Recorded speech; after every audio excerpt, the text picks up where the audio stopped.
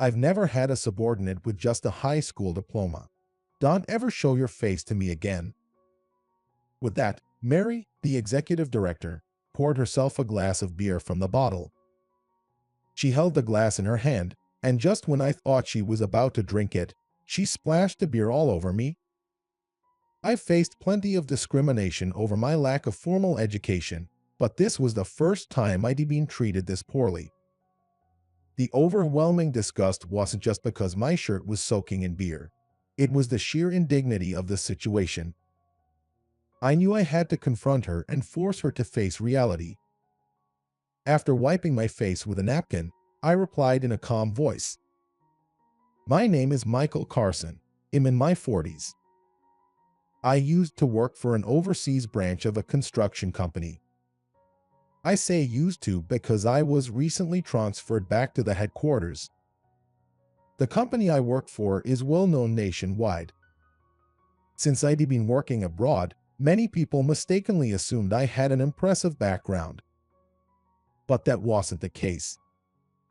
Although I entered college, I never graduated. My last education is technically a high school diploma. I never had a passion for studying. I went to college mainly because everyone else was. That lack of direction made it hard to continue. In my early 20s, it was tough. Being labeled as just a high school grad often led people to look down on me. However, I decided to use their judgment as motivation to push myself harder. By enduring, I learned to even appreciate those who ridiculed me. By the time you reach your 40s, people stop caring about which school you went to. Instead, they focus on your achievements, making this stage in life even more challenging. At the overseas branch, I achieved a fair amount of success and earned respect. But back at headquarters, I found myself once again being looked down upon for my education. The person belittling me was none other than Mary, the executive director. "Hey, Michael, did you finish cleaning the lobby? It still stinks, and there's dirt everywhere. If you can't even handle such a simple task, the new hires in April will mock you. None of them will have less education than you, so at least do your job properly." Akiko casually assigned me menial tasks, even though cleaning the lobby wasn't my responsibility today.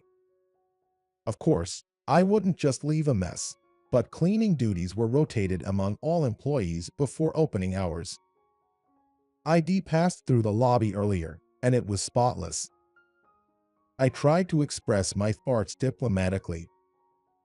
"Mary, with all due respect, I was told cleaning is a shared responsibility among all employees, including management. Last week, I joined the younger employees as part of this rotation. This week, however, it's not my turn. And since the lobby was already cleaned this morning, it seemed fine. But if you noticed any issues, I can go check now." I hinted that I was willing to take action while questioning why she targeted me, but she wasn't pleased. Her face turned red as she slammed her pen against the desk. How dare someone from a small-town branch act so high and mighty? Just having someone with such low education at headquarters is a nuisance. I don't expect anything from your work, so at least handle the menial tasks proactively. I was reassigned to the headquarters by President himself, in recognition of my achievements at the overseas branch. Yet, here I was being treated as a nuisance from some small-town branch. Not that I'm looking down on the US, but being sent to work abroad and performing well there is a testament to one's skills and accomplishments. The UK branch where I worked is far from what anyone would consider small town. Then again, maybe Mary, lacking a sense of geography, genuinely thinks the UK is some backwater. If that's the case, her ignorance is surprising, especially considering she often bragged about graduating from Harvard and being exceptionally smart. Even someone like Mary must have areas where she's not as capable. I had no desire to delve into that matter further, so I let her remarks roll off me. But my lack of resistance seemed to make her believe she'd found my weakness. She continued her barrage with even greater intensity. Look, maybe in your small town culture, you could get away with dragging your feet, but that won't fly here. If I decide you're not needed, they'll send you straight back to that branch in the sticks. The UK branch where I work is the top choice among employees hoping for an overseas assignment. There are countless employees who would jump at the chance to go there, yet Mary treats it like some sort of punishment. I couldn't help but find her words absurd, and it took everything I had to suppress a smile. Then, with a serious expression, I replied, "I apologize for not paying closer attention to the details. They'll be more mindful from now on. You'll re-clean the area right away." With that, I started walking toward the company lobby.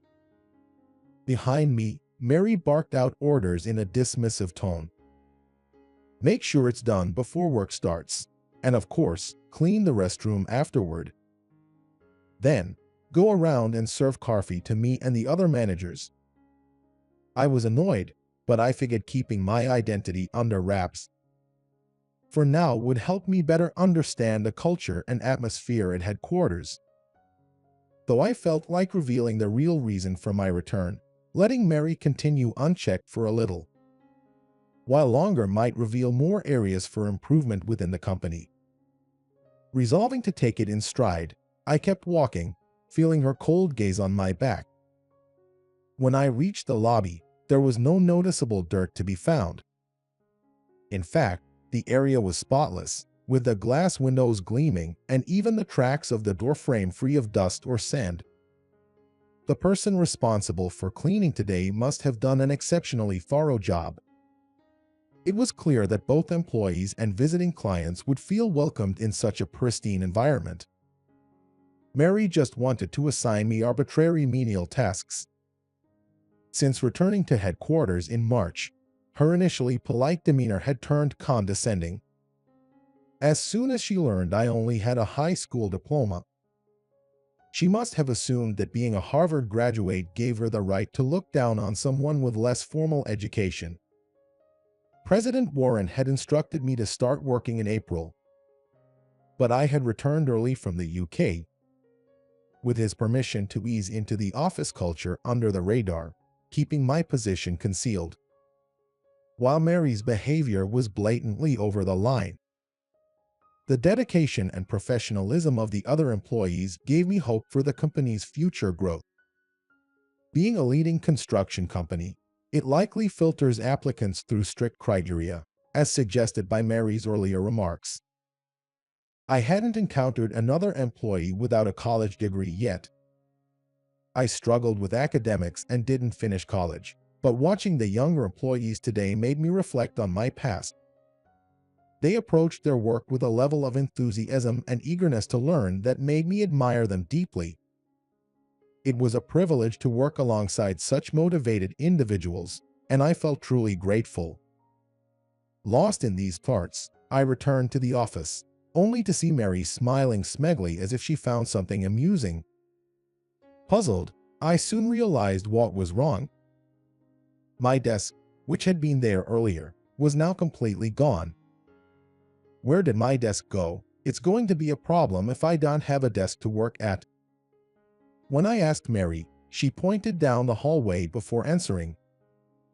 Then, with a trembling voice as if trying to stifle laughter, she said, "It was in the way, so I moved it to the hallway. When I have to work while looking at your face, my productivity drops. By the way, weren't you in sales? If you have time to sit in a chair, you should be out making calls or setting up appointments." It's true that, due to the nature of my job, I'm rarely in the office, and since I wouldn't be staying at this desk for long, less than a month, it had been placed in a somewhat inconvenient spot. I had also been mindful not to block the way of other employees, so I could understand why Mary would call it an obstruction.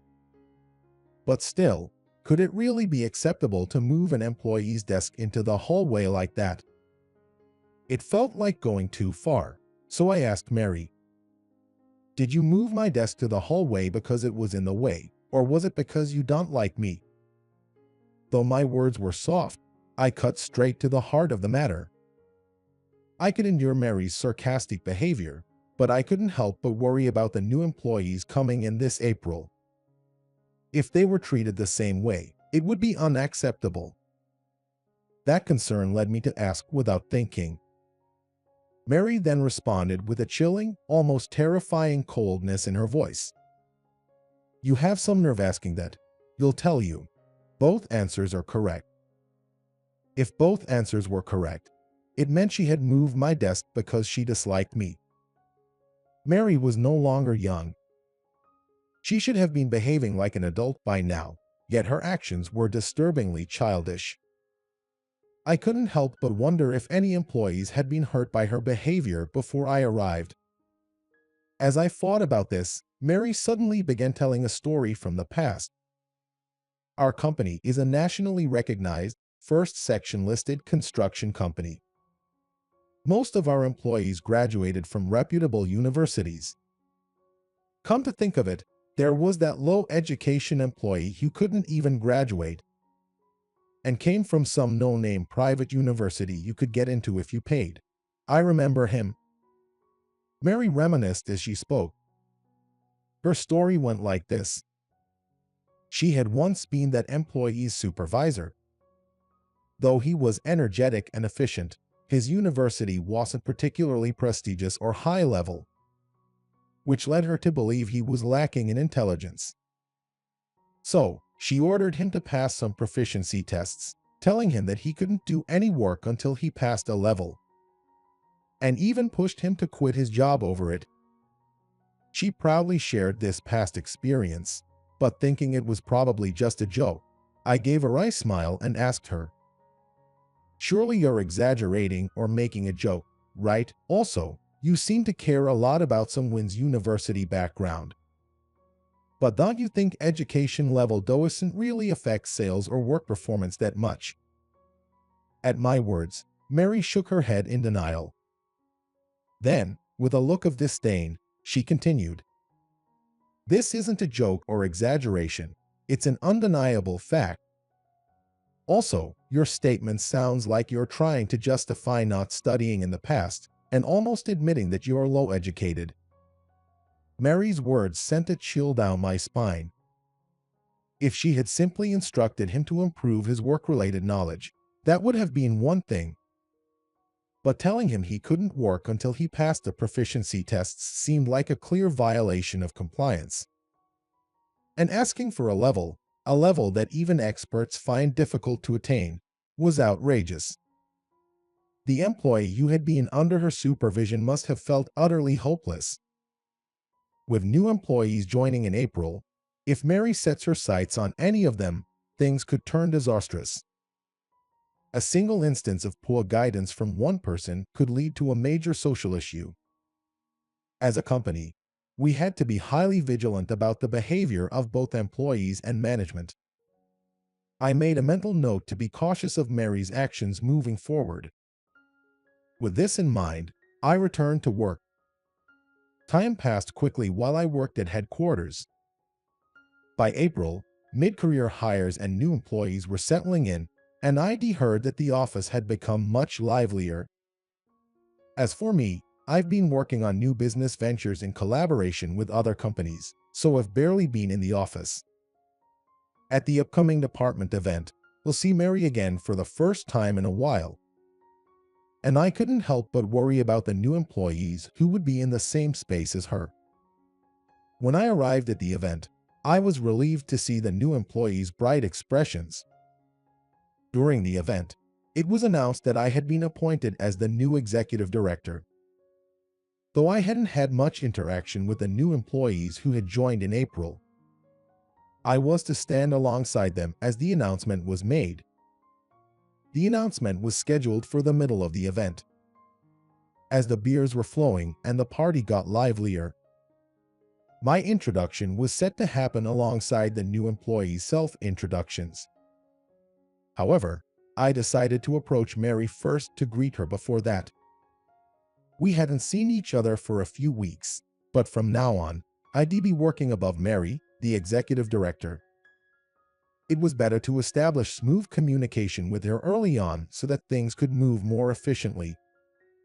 So, I thought it would be best to speak with her ahead of time. Mary, it's been a while. I apologize for the late greeting. When I apologized for the delayed greeting, Mary widened her eyes in surprise. Oh, I hadn't seen you around lately, so I thought you had quit. I guess you're not spineless enough to run away after less than a month. Still speaking harshly, she insulted me, then drank the beer from her mug. With her face flushed, she turned to me and said, I've never had a subordinate with just a high school diploma. Don't ever show your face to me again. With that, Akiko poured herself a glass of beer from the bottle. I thought she was going to drink it, but instead, she splashed the beer at me. Even I, who had endured a lot of hardship because of my education in my younger days, had never been treated this way. The intense disgust I felt wasn't just because my shirt was soaked with beer. I had to confront her and make her face the reality. I wiped my face with a napkin at hand and said in a cold voice, You're the subordinate here. No, in fact, I'd like to ask that you leave that position immediately. At my declaration, Mary made a bewildered noise, what, and looked at me like a pigeon who had just been hit by a bullet. And no wonder. She thought I was just a regular mid-career hire. Since she had been assigning me menial tasks, she must have thought it was natural to boss around someone with a low education like me. Unable to comprehend the situation, Mary eventually returned to her usual mocking expression, laughing as she spoke. Could you stop acting so high and mighty, you low-educated man from the countryside? Why should I be your subordinate, even as a joke? It's not funny at all. If you dare speak like that again, you'll be fired. As she finished her sharp words, President Warren approached us with a beer mug in hand. His face was quite red, likely from the beer taking effect.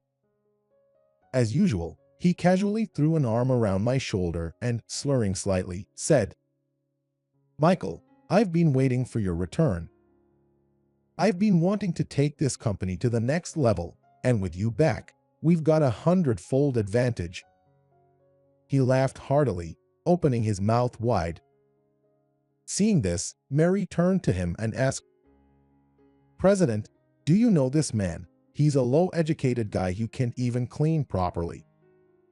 But don't worry, give me a few months and I'll whip him into shape. You can look forward to it. President Warren, who seemed to be in a good mood until just now, takes on a grim look at Mary's words.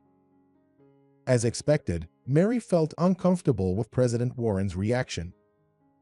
Looks panicked and touches his mouth. At headquarters, all employees take turns cleaning the front lobby, but this man always slacks off. And only recently has he started making coffee for his superiors. It used to be standard practice, but has the times changed? Unaware she was digging her own grave, Mary continued speaking.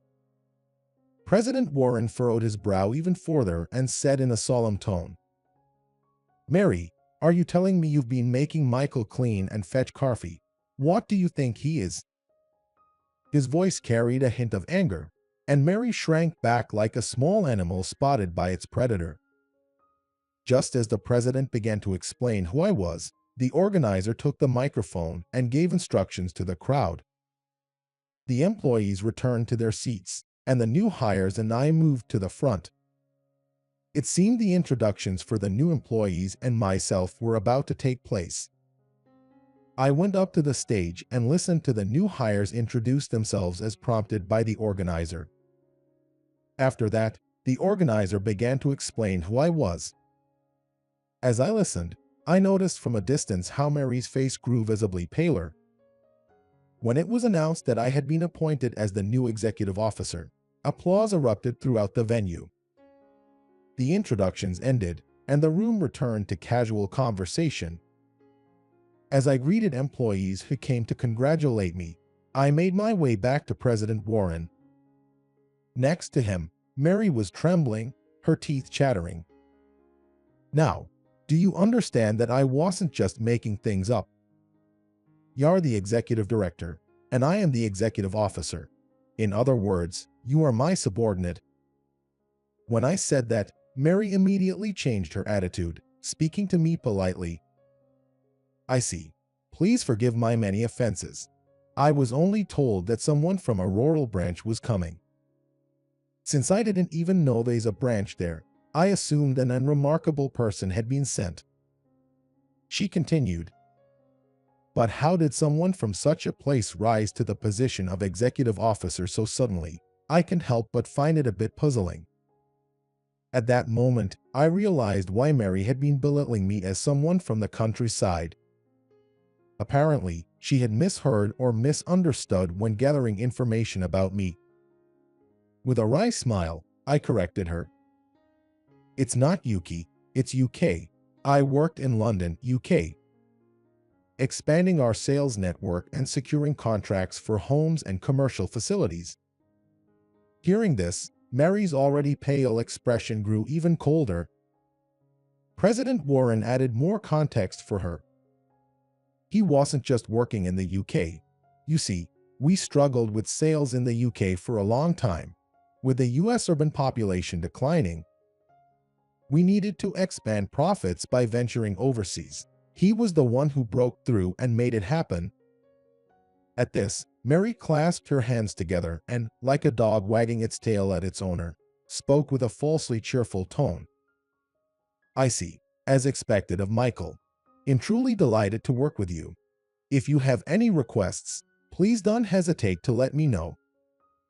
Since you've just joined headquarters, I'm sure there's a lot you're still unfamiliar with. It was clear that this was how Mary had climbed her way up by ingratiating herself with superiors. To put it bluntly, she was the type of person I detested most. She looked down on those she deemed beneath her, relentlessly tearing them down to the point of denying their worth as human beings. At the same time, she pandered to those above her, seeking recognition not through merit but through flattery. I couldn't hide my contempt for her.